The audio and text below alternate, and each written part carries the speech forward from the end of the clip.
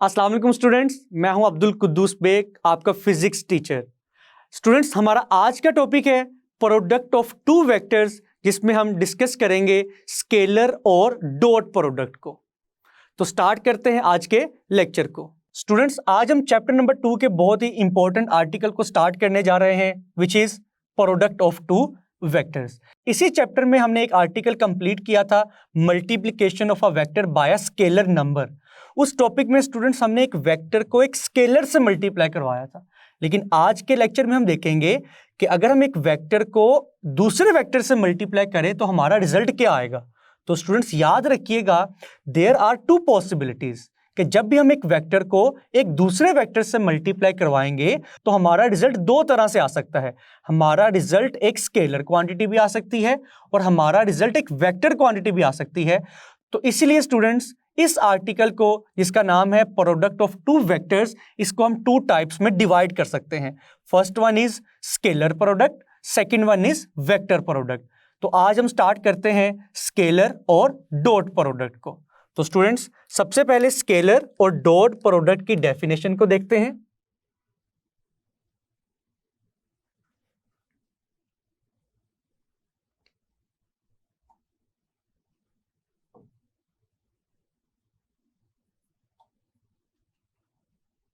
Now students, scalar और dot product की definition क्या है?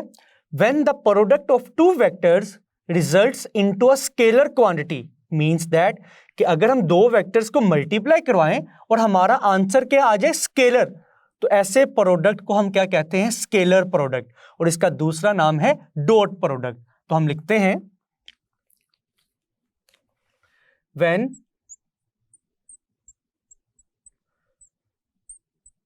the product of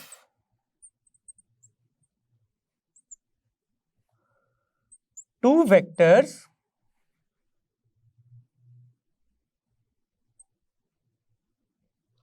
results into a scalar quantity,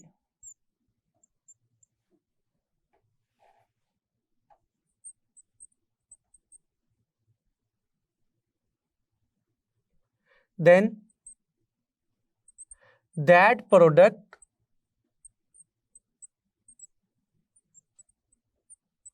is called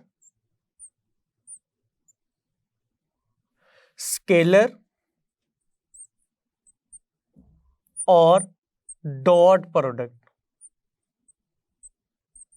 तो students, ये थी स्केलर और डॉट प्रोडक्ट की डेफिनेशन। अब हम देखते हैं कि अगर हमारे पास टू वेक्टर्स हों, for example vector A and vector B, तो उनके स्केलर और डॉट प्रोडक्ट को किस तरह से रिप्रेजेंट किया जा सकता है। तो स्टूडेंट्स, हमारी नेक्स्ट हेडिंग होगी फॉर्मूला की।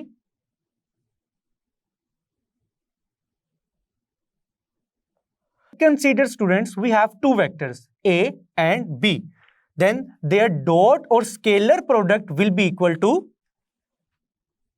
a dot b,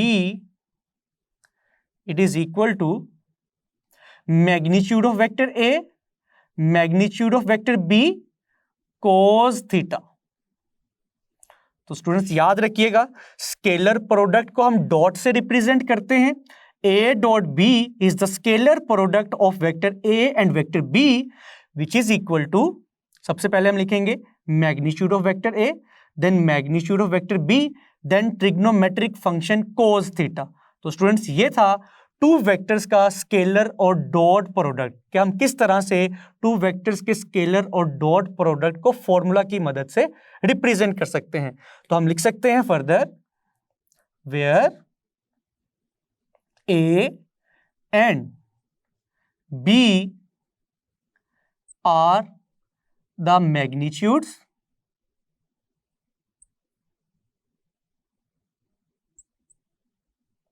of vector A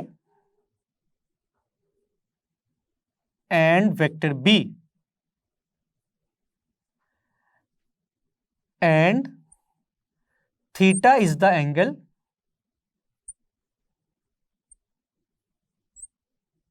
between them।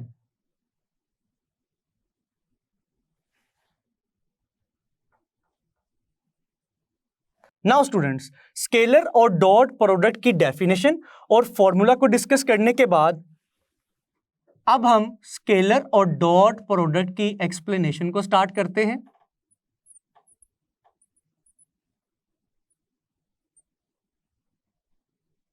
जिसमें हम ये कंसीडर करेंगे कि हमारे पास टू वेक्टर्स हैं such that vector A which is along X axis and vector B which is making an angle theta with vector A।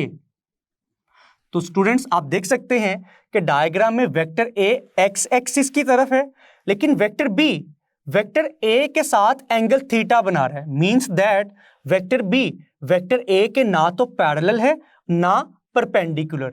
तो students अगर हम इन दोनों वेक्टर्स का डॉट यानी कि स्केलर प्रोडक्ट फाइंड करना चाहते हैं तो हम लिखेंगे A dot B is equal to vector A का मैग्नीट्यूड। इसके बाद स्टूडेंट क्या आता है, वेक्टर बी का मैग्नीट्यूड। लेकिन डायग्राम में आप देखें तो वेक्टर बी सारे का सारा वेक्टर ए की डायरेक्शन में नहीं है। तो अब हम ये देखेंगे वेक्टर बी का कौन सा कंपोनेंट वेक्टर ए की डायरेक्शन में।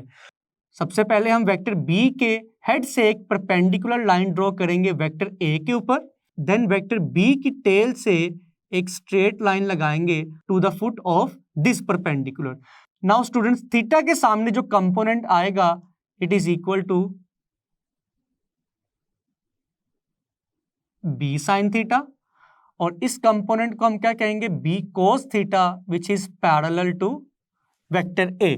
तो स्टूडेंट्स अब डायग्राम से देख के बताइएगा वेक्टर बी का कौन सा कंपोनेंट वेक्टर ए की डायरेक्शन में है, it is B cos theta. तो सबसे पहले हम लिखेंगे इस केस के लिए हम वेक्टर ए का तो मैग्नीट्यूड यूज करेंगे बिकॉज वेक्टर ए हमारा रेफरेंस वेक्टर है, लेकिन वेक्टर बी सारे का सारा वेक्टर ए की डायरेक्शन में नहीं है। तो हम बी का कौन सा कंपोनेंट लेंगे, सबसे पहले हम लिखेंगे हम वेक्टर बी का वो प्रोजेक्शन लेंगे, projection of vector B which is on vector A.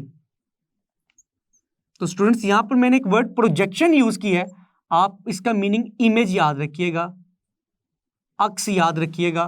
तो स्टूडेंट्स मुझे बताइएगा वेक्टर बी का कौन सा इमेज वेक्टर ए के ऊपर है, it is B cos theta. B sine theta तो वेक्टर ए के परपेंडिकुलर है, तो इसीलिए हम यहां पर कौन सा कंपोनेंट लेंगे, बी कोस थीटा। हम फर्दर ये भी लिख सकते हैं A projection of B on A की जगह हम लिख सकते हैं component of vector B along vector A. कि वेक्टर बी का वो कंपोनेंट लेंगे जो कि वेक्टर ए की ही डायरेक्शन में है। तो वो कौन सा कंपोनेंट है students, again B cos theta. तो फाइनली स्टूडेंट्स हम लिख सकते हैं A dot B is equal to A. लेकिन इस केस में हम सारे का सारा वेक्टर बी नहीं लेंगे, हम जस्ट बी का वो कंपोनेंट लेंगे जो वेक्टर ए की डायरेक्शन में है, and it is B cos theta. और फाइनली स्टूडेंट्स इस केस में ए डॉट बी का आंसर क्या आएगा, ए बी कोस थीटा। तो स्टूडेंट्स अब आपके माइंड में ये चीज क्लियर हो चुकी होगी कि क्यों हम स्केलर प्रोडक्ट में कोस थीटा यूज करते हैं। बिकॉज स्केलर प्रोडक्ट में हम वेक्टर का वो कंपोनेंट कंसीडर करते हैं which is parallel to our reference vector. Reference vector था वेक्टर ए, और बी का कौन सा कंपोनेंट ए के पैरेलल था, बी कोस थीटा। इसलिए यहां पर क्या हमने लिखा, कोस थीटा। तो फाइनली ए डॉट बी का फाइनल आंसर क्या आया, A dot B is equal to A B cos theta. इसको हम इक्वेशन 1 कह सकते हैं। लेकिन अगर स्टूडेंट्स इसी डायग्राम में हम वेक्टर ए को अपना रेफरेंस बनाने की बजाय अगर हम वेक्टर बी को अपना रेफरेंस बनाए तो हमारा स्केलर और डॉट प्रोडक्ट आएगा बी डॉट ए। अब की बार हम वेक्टर बी का तो कंप्लीट मैग्नीट्यूड कंसीडर करेंगे, लेकिन वेक्टर ए जो कि अब की बार रेफरेंस वेक्टर नहीं है, वो वेक्टर बी के ना तो पैरेलल है ना परपेंडिकुलर है। तो अगेन स्टूडेंट्स हम क्या करेंगे, अब की बार हम वेक्टर ए को उसके रेक्टेंगुलर कंपोनेंट्स में रिजॉल्व करेंगे।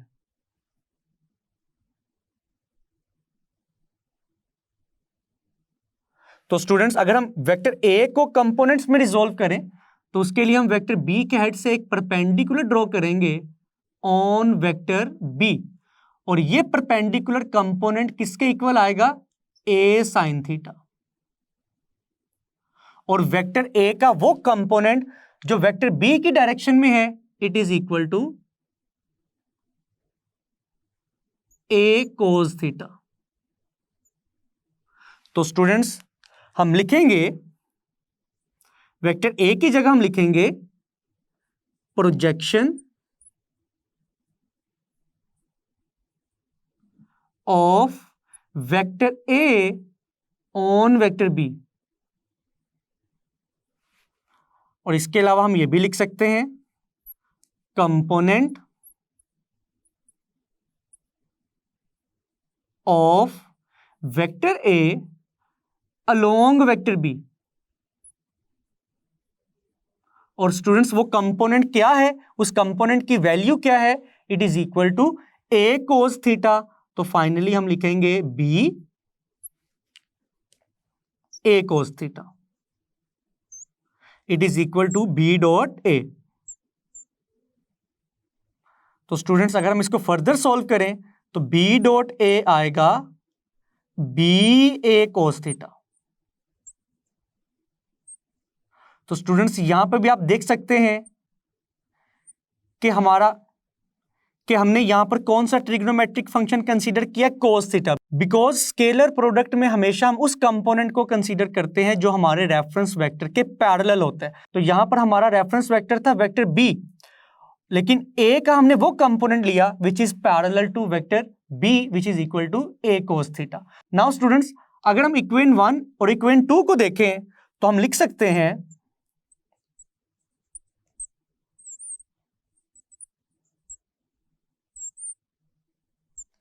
ए dot B is equal to A B cos theta. और स्टूडेंट्स यहां पर आप देखिएगा ए बी हो चाहे बी ए हो, दोनों वेक्टर के मैग्नीट्यूड्स हैं, और जब हम वेक्टर के मैग्नीट्यूड्स को मल्टीप्लाई करवाते हैं इनका ऑर्डर मैटर नहीं करता। It means that A B B A दोनों बराबर हैं। तो चाहे आप ए बी लिख लें चाहे आप बी ए लिख लें, दोनों की वैल्यूज क्या आएंगी? सेम। तो स्टूडेंट्स इसीलिए हमारा फाइनल फॉर्मूला क्या आएगा? A dot B is equal to A B cos theta. Now students scalar और डॉट प्रोडक्ट को डिटेल में डिस्कस करने के बाद अब हम कुछ एग्जाम्पल्स को कंसीडर करते हैं। तो स्टूडेंट्स हमारी नेक्स्ट हेडिंग होगी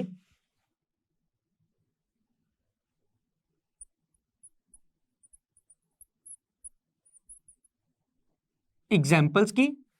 तो अगर फर्स्ट एग्जाम्पल की बात की जाए students, it is work done.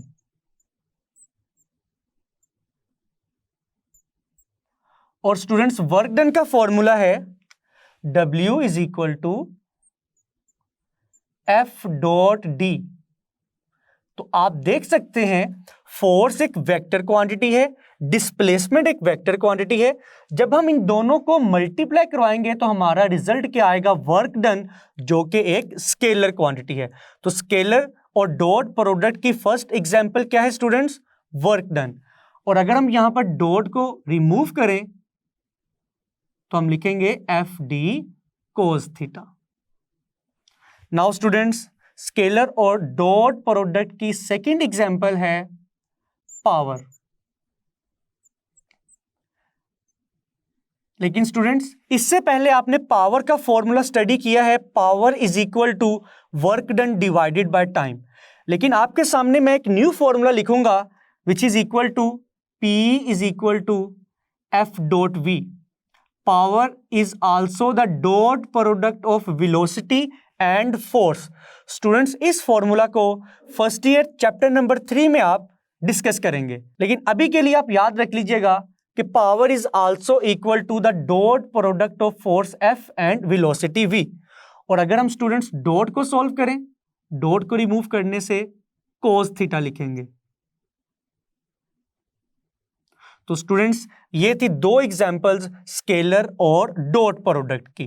Now students अगर हम लास्ट पे इस चीज को डिस्कस करें कि सर स्केलर और डॉट प्रोडक्ट में हम कोस थीटा क्यों यूज करते हैं, तो इसका कन्वीनियंट आंसर हम वर्क के एग्जांपल से कंसीडर कर सकते हैं।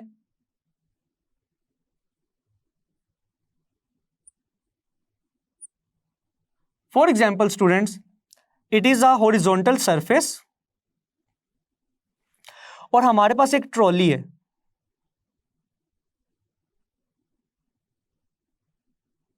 और ये ट्रॉली का हैंडल है, और हम इसको इस डायरेक्शन में फोर्स लगाकर मूव करवा रहे हैं। तो यहां पर स्टूडेंट्स डिस्प्लेसमेंट की डायरेक्शन हम ये कंसीडर कर सकते हैं।